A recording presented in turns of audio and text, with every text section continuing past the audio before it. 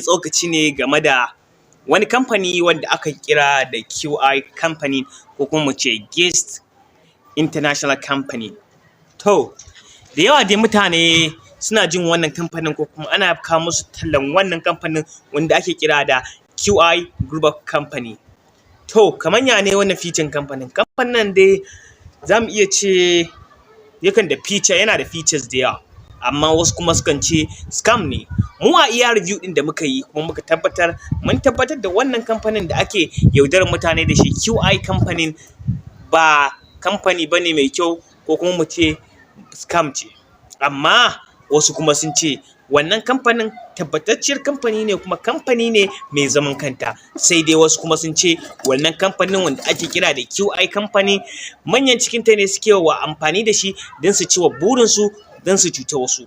To, Allah ne kaɗai ya sani saboda ni ban sa kuɗina ba, kai ma ban san ko ka sa kuɗinka ba. Idan ka sa kuɗinka sai ka shigo cikin comment box ka mana bayani, zan mu ƙara wayar da mutane kai game da wannan kamfanin da ake kira QI Company.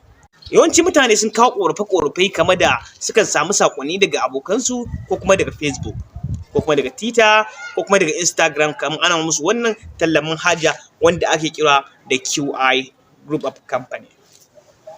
To, Allah ne kaɗai ya bar wa kansa sani, amma za mu ce mun samu review daban-daban kuma daga mutane daban-daban kuma daga search engine daban-daban. Amma abin da muke so da ku shine ku ci gaba da contact ɗinmu, kuma na subscribe da ku yi mana comment a wannan page ɗin da kuke gani saboda mu kawo muku review. Amma dan fa review ɗin da muka yi dai muna so mu tabbatar muku da legitimate ɗin wannan kamfanin da ake yawan yaudarar mutane da shi mai suna QI Group Company. Amma kaso 80 cikin 100 sun ce muna is a scam, while mutane kaso 20 sun ce mana wannan kamfanin real ne. Da gaskiya akwai mutane da sun yi asaran kuɗaɗe ba 1,000 ba 2,000 ba, ɗarurrukan kuɗaɗe.